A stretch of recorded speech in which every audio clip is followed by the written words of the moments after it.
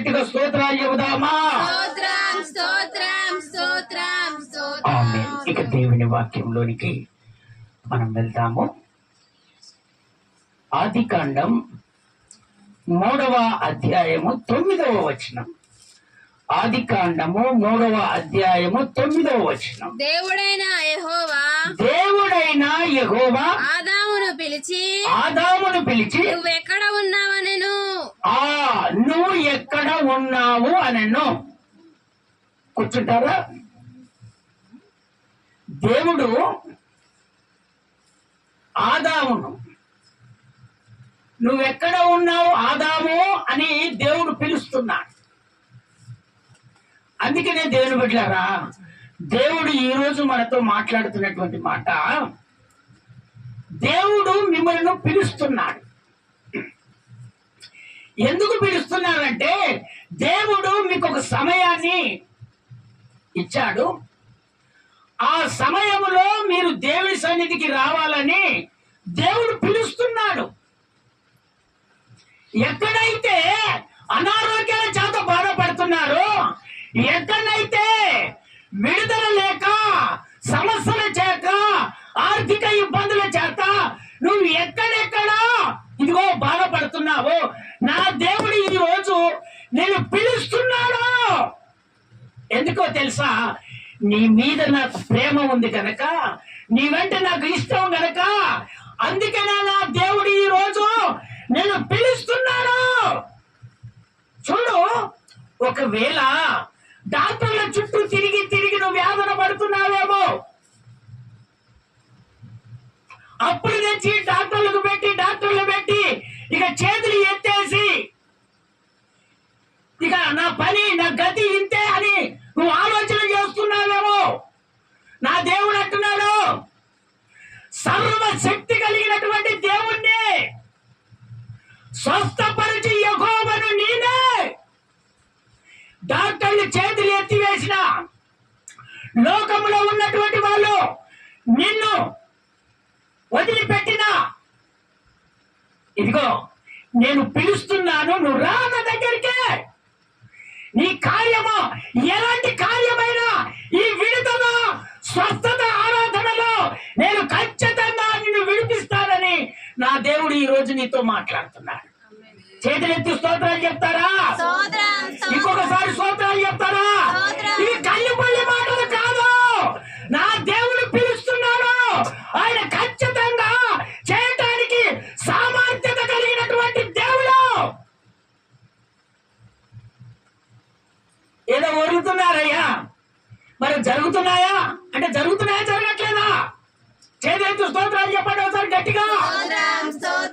దేవుని బిడ్డలారా, నా దేవుడు చెప్తున్నాడు, ఎక్కడైతే మీరు వాక్యాలు వింటున్నారో, ఇదిగో నా దేవుడు సూటిగా మీతో మాట్లాడుతున్నాడు. ఈ శనివారము 7 నుంచి 9 గంటల వరకు జరిగే ఈ స్వస్థత విడుదల ఆరాధనలో నీ కార్యాలను దేవుడు ఖచ్చితంగా, ఇదిగో ఏ కార్యము ద్వారా నువ్వు వస్తావో ఆ కార్యాన్ని దేవుడు ఖచ్చితంగా ఆయన చేస్తాడు. అంతే. ఇక నువ్వెంత దూరంలో ఉండి ఆ శనివారం రోజు దేవుడి సన్నిధికి వస్తే, అది ఎలాంటి అనారోగ్యమైనా సరే, అది ఎలాంటి సమస్య అయినా సరే, నా దేవుడు ఖచ్చితంగా నిన్ను విడిపించి నిన్ను సంతోషపరిచి తిరిగి గమ్యానికి పంపిస్తాడు. చేతులెత్తి ఒకసారి స్తోత్రాలు చెప్తారా? ఇంకొకసారి స్తోత్రాలు చెప్తారా? గ్రామములలో పట్టణాలలో ఉన్నటువంటి ఇదిగో అన్య జనులారా, నా దేవుడు మిమ్మల్ని పిలుస్తున్నాడు. ఇకనైనా ఇదిగో చేతులు ఎత్తేసి నీ రోగం పోట్లేదని బాధపడుతున్నావా? నీ అప్పుల సమస్యలు తీరట్లేదని బాధపడుతున్నావా? ఇదిగో పిల్లలు నేను చెబితే వినట్లేదా? నీ భర్త తాగుబోతాడయ్యాడా? నీ భార్య తిరుగుబోతయిందా? నీ భార్య ఇదిగో గుట్కాలు తింటుందా? లేదా ఏ సమస్యల చేత బాధపడుతుందో నా దేవుడు చెప్తున్నాడు, నీవు ఈ వాక్యాన్ని విని నా దేవుడు చేస్తాడు అని ఆశ కలిగి వస్తే నా దేవుడు ఖచ్చితంగా చేస్తాడు. చేతులెత్తి స్తోత్రాలు చెప్తారా?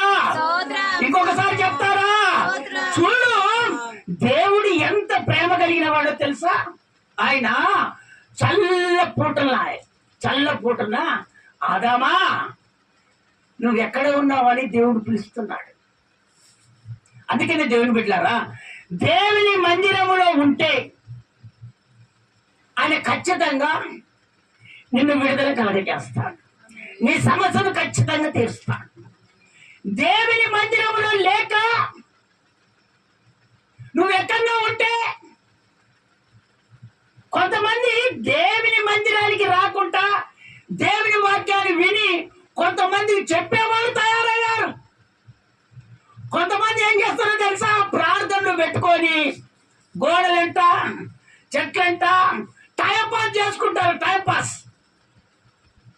అనారోగ్యం వచ్చినప్పుడు ఏం చేస్తారో తెలుసా? అయ్యా ఇక నేనైతే ఈ నుంచి ఇంకా ప్రతి ఆదివారం వస్తానయ్యా, ప్రతి శనివారం వస్తానయ్యా ఇవన్నీ చెప్పుకుంటారు. మళ్ళీ ఏం చేస్తారు? తగ్గగానే వెళ్ళిపోతారు. అందుకనే దేవుని బిడ్డలారా, దేవుని అవమాన పాలు చేయకూడదు. నీ స్థితి మారాలని దేవుడు కోరుకుంటున్నాడు. నీ హృదయం తెరవబడాలని దేవుడు కోరుకుంటున్నాడు. నీ హృదయంలో చీకటి ఉంది, ఆ చీకటి తీసివేయాలని దేవుడు కోరుకుంటున్నాడు. దేవుడు ఆదాము స్నేహితుడు. ఆయన ప్రేమగా చేసుకున్నాడు ఆదిలో మనిషిని. ఆయన ఏదోని తోట వేసి ఆ ఏదోని తోటలో ఇదిగో ఇది కాల్చుకుంటూ నువ్వు బ్రతకవని దేవుడు చెప్పాడు. చెప్పి ఆయన చల్లపూటన దేవుని బిడ్డలారా, మీరు చదువుకున్నటువంటి వాళ్ళైనా ఒకవేళ ప్రశ్న మీకు అవ్వట్లేదో కానీ ఆ సమయంలో ఏ సమయంలో 4 నుంచి 6 గంటల లోపట్ల నీవైతే బుక్ పట్టుకొని చదివితే ఖచ్చితంగా నీకు మైండ్కి ఎక్కేస్తాయి. స్తోత్రం చెప్తారా ఒకసారి గట్టిగా? ఆ సమయంలో నువ్వు బైబిల్ చదువు. ఆ సమయంలో ఏ పని చేయాలని నువ్వు ఆశపడుతున్నావో దేవుని అడుగు. ఆ సమయంలో ఖచ్చితంగా, ఆ సమయంలో దేవుడు ఖచ్చితంగా చేస్తాడు. 4 గంటల నుంచి 6 గంటల లోపట్ల ఒక ఉద్యోగం కావాలని ఆశపడుతున్నావేమో, ఎంట్రన్స్ లో పాస్ కావాలని ఆశపడుతున్నావేమో, లేదా అప్పులు తీరట్లేదని బాధపడుతున్నావేమో, నీ సమస్య ఎలాంటిదైనా ఆ సమయంలో దేవుడితో కుమిడిపా. ఆ సమయంలో దేవుడు ఖచ్చితంగా నీకు కావాల్సినటువంటి సమస్య ఖచ్చితంగా తీరుస్తాడు ఆయన. అంతే. చేతులెత్తి స్తోత్రాలు చెప్తారా? చూడండి, ఒక ప్రాంతంలో దేవుడు పిలవగానే, ఆయన వచ్చాడని తెలవగానే అనేక ప్రాంతాలకు వెళ్ళి ఇదిగో యేసు ప్రభు దగ్గరికి వస్తున్నారు. చదవండి మత్తయి సువార్త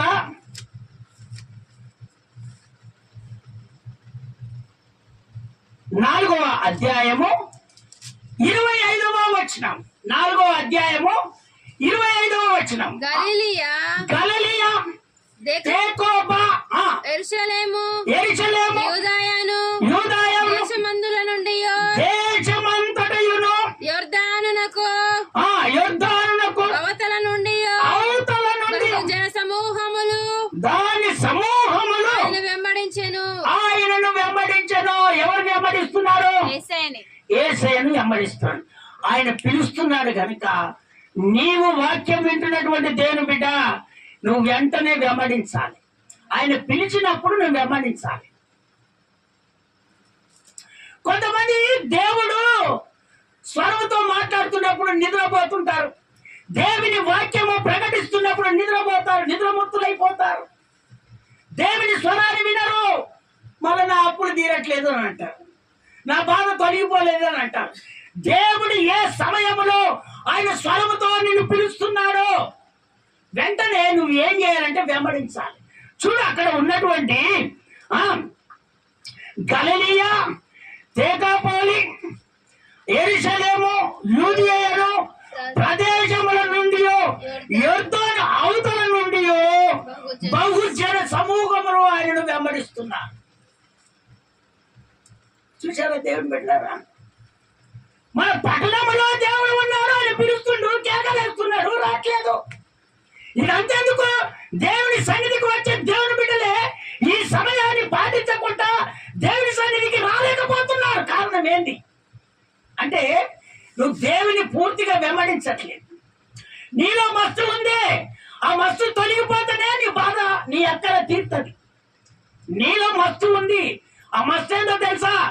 నామకార్థులు నిన్ను అనేకమైన మాటల ద్వారా నిన్ను కప్పు పుచ్చుతున్నారు కాబట్టి ఆ దాంట్లోకి వెళ్ళి నువ్వు బయటికి వెళ్ళట్లేదు. నువ్వు దేవుడు పిలుస్తున్నాడు, మీరేం చేస్తున్నారు? వెంబడిస్తున్నారు వెంటనే. మరి నువ్వెందుకు వెంబడించావు? నువ్వు బాప్తిసం తీసుకుంటావు, మారుమంచు పొందుతావు, ప్రభురాత్రి భోజనంలో పాలు పప్పులు పొందుకుంటావు. ఆయన పిలిచినప్పుడు నువ్వెందుకు ఆయన వెంబడించావు? ఈ కార్యం ఏ విధంగా జరుగుతుంది? గోడల పట్టు కూర్చుంటే కార్యం జరుగుతుందా? చెట్ల కింద కూర్చుంటే కార్యం జరుగుతుందా? పక్క వాళ్ళు మాట్లాడుకుంటే నీ కార్యం జరుగుతుందా? నీ కార్యం ఎక్కడ జరుగుతుంది? దేవుని మందిరములో ఆయన నీకు శనివారం రోజు ఒక కూడిక నీకు ప్రత్యేకంగా ఏర్పాటు చేశాడు. ఆ కూడికకు రావు. నా బతికింతేనా? ఎన్ని సంవత్సరాలు అయింది దేవుని నమ్ముకొని? నీ బ్రతుకు ఎన్నడూ మారుతుంది? నీలో చీకటి ప్రవేశించింది. ఆ మస్తు నిన్ను బయటికి రానియట్లేదు. ఆ మస్తులో నుంచి నువ్వు బయటికి రావాలని దేవుడు కోరుకుంటున్నాడు.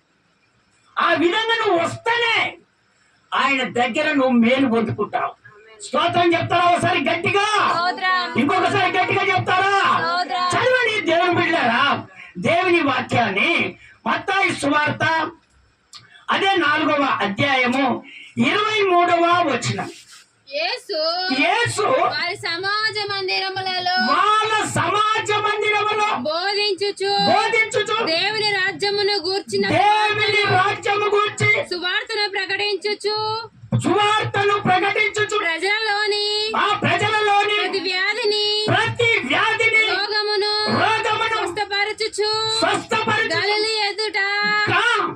గలిలయ ఎదుట సంచరించెను.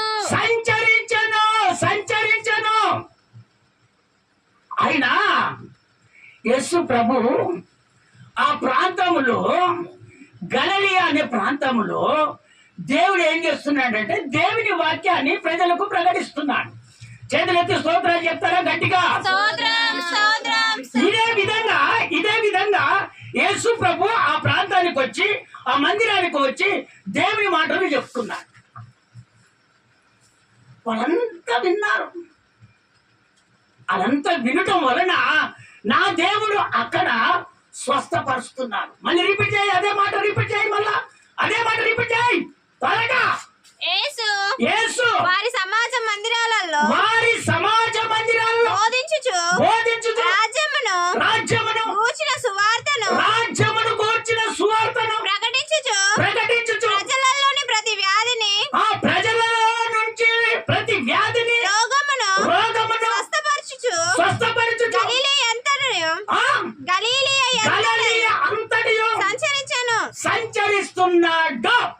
సంచరిస్తున్నాడు. ప్రతి వ్యాధిని ప్రతి రోగాన్ని స్వస్థపరుస్తున్నాడు. మరి ఏది ఇంటికాడ ఉంటే దేవుడు స్వస్థపరుస్తాడా నిన్ను? ఇంటికాడ ఉంటే దేవుడు స్వస్థపరుస్తాడా? ఆయన రాజ్యము గురించి ఇదిగో ఈ భూమి మీద మనకి ఏమి లేదు, ఇదంతా తాత్కాలమే. దేవుని బిడ్డలారా పరలోక రాజ్యము సమీపించి ఉన్నది. ఈ భూమి మీద మీరేమైనా బాధపడుతున్నారా? ఏ సమస్యలను తీరలేక ఉంటున్నారా? అప్పుల బాధల చేత బాధపడుతున్నారా? అనారోగ్యాల చేత బాధపడుతున్నారా?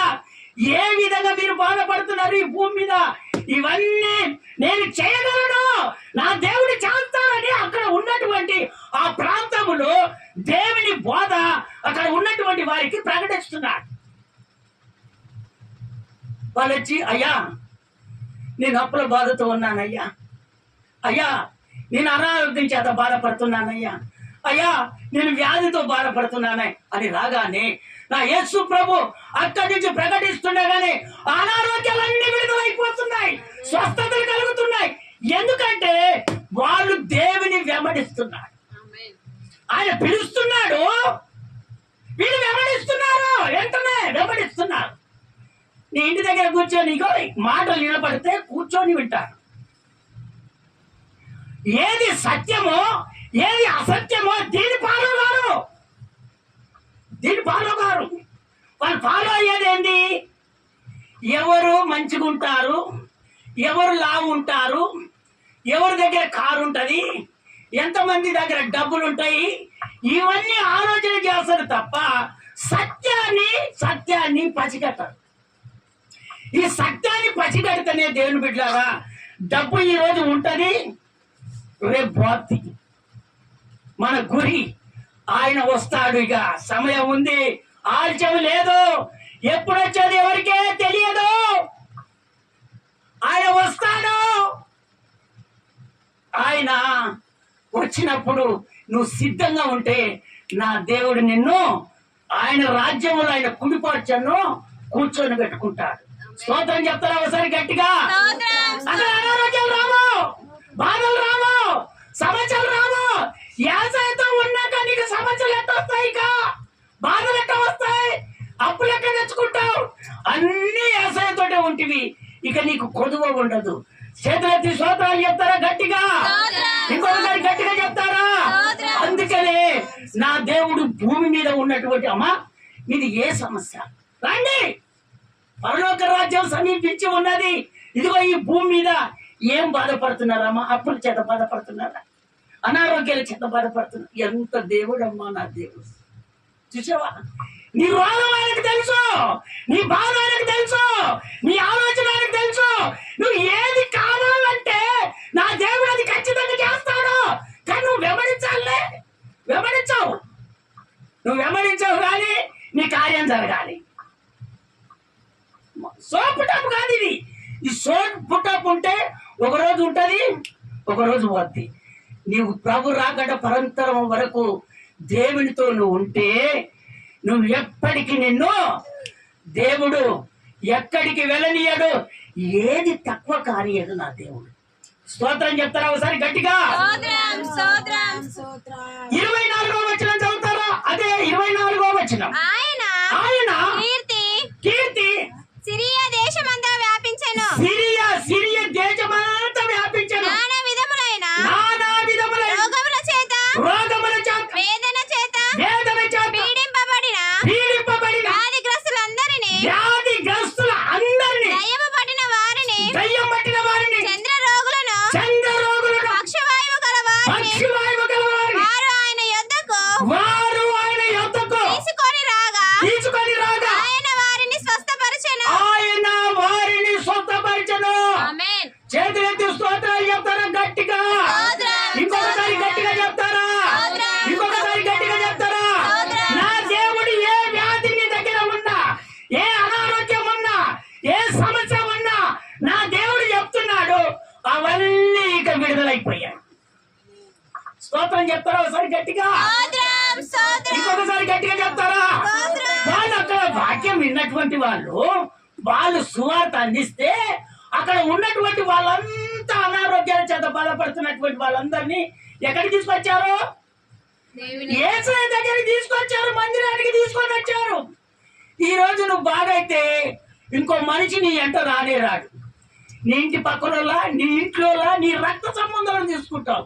దేని బిడ్డలారా, నీ రక్త సంబంధానిగా చూసుకునేది. నీ ఎవరిని చూసుకోవాలో తెలుసా? నా యేసయ్యను చూసుకోవాలి. నా ప్రభు నన్ను స్వస్థపరిచాడు.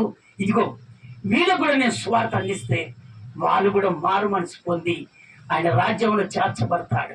ఇదిగో నా అప్పులు తీరిపోయినాయి కదా, మీరు కూడా అప్పుల చేత బాధపడుతున్నారు.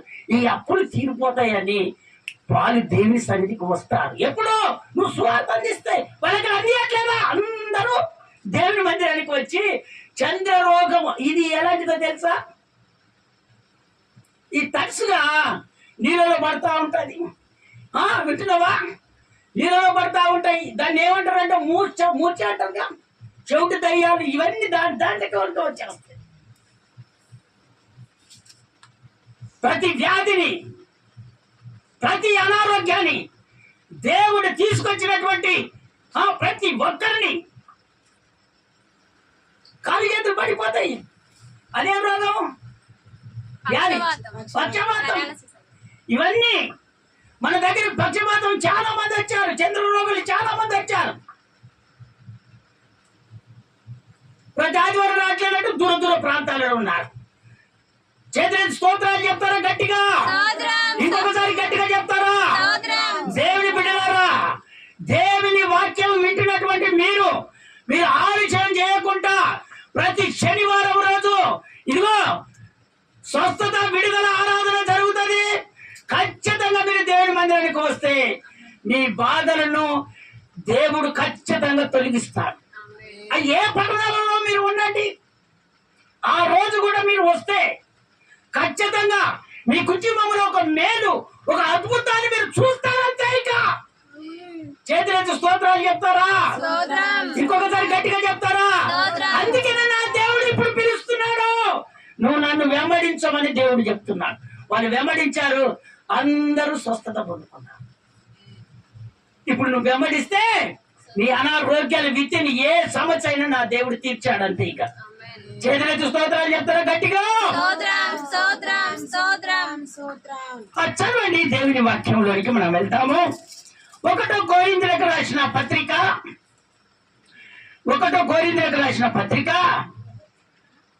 1వ అధ్యాయము 26వ వచనం ఒకసారి చదువుతారా నాన్న?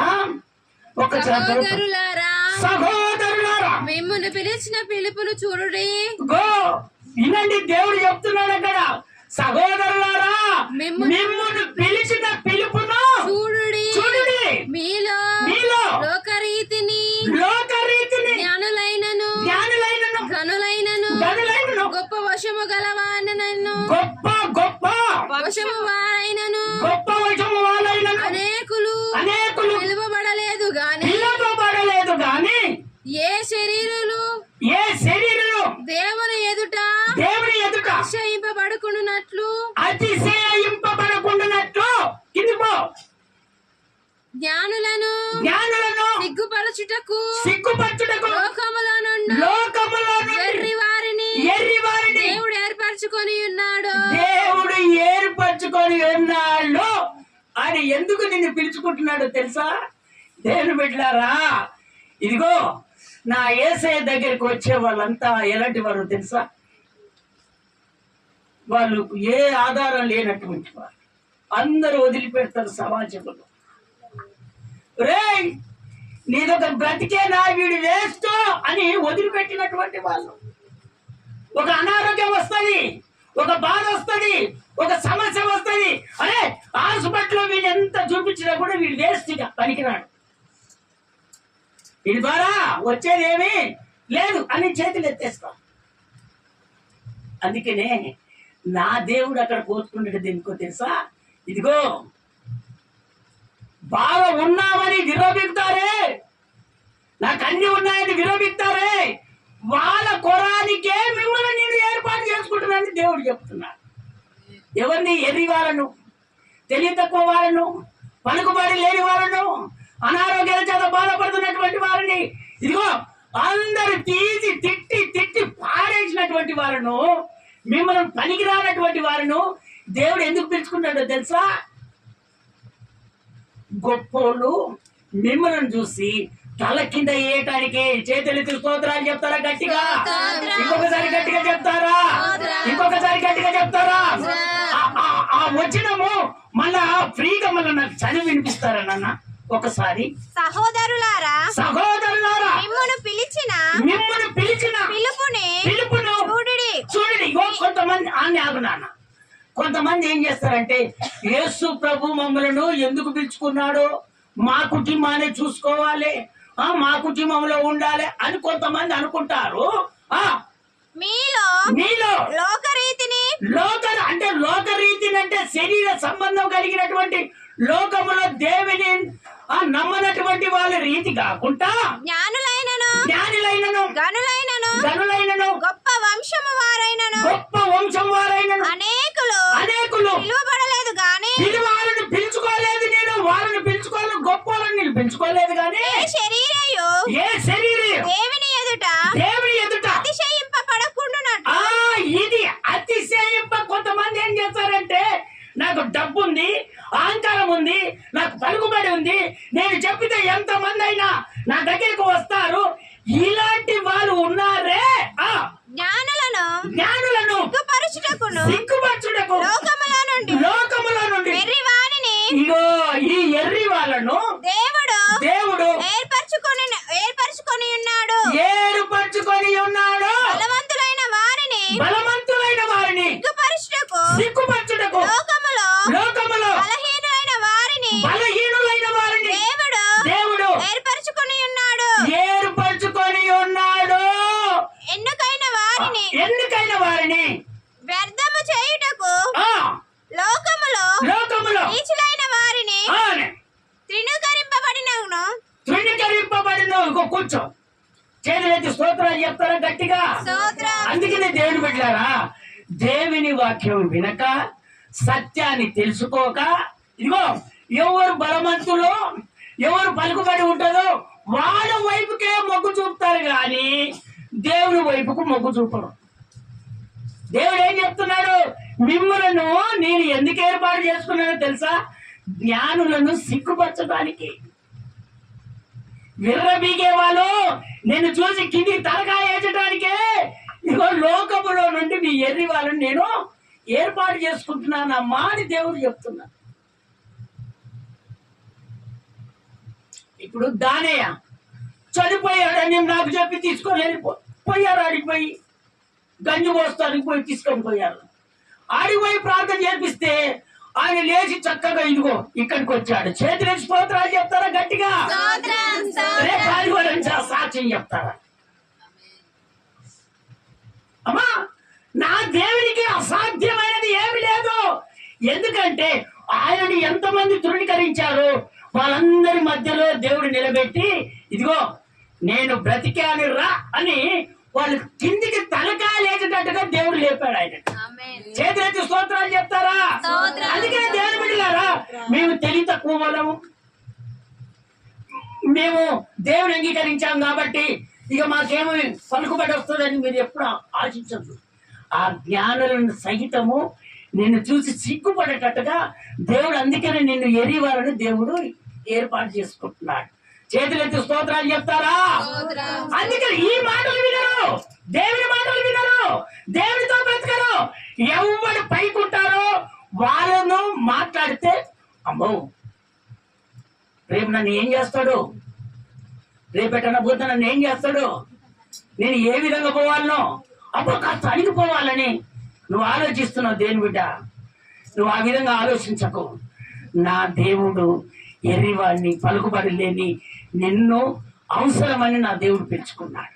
ఇదిగో ఏదో ఒక రోజు అలాంటి వాళ్ళంతా నీ దగ్గర తల కిందికి చేసేటట్టుగా నా దేవుడు చేయబోతున్నాడు. చేతులెత్తి స్తోత్రాలు చెప్తారా? దేవుడు ఖచ్చితంగా చేస్తాడు. అందుకనే కదా ఆయన మిమ్మల్ని పెంచుకుంది. అందరమో బైబిల్ పట్టుకొని దేవుని మందిరానికి వెళ్తుంది. నేను ఎందుకు పిలుచుకున్నాడో తెలుసా? అనే వాళ్ళను సిగ్గుపరచడానికి.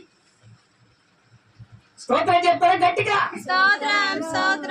అమ్మా, నీ బిడ్డలు ఎప్పుడు మందిరానికి పోతారమ్మా, నీ కొడుకులు ఎప్పుడు మందిరానికి పోతారమ్మా. అమ్మోగ్యమ చూడు ఎప్పుడు దేవుని మందిరానికి పోతుంది.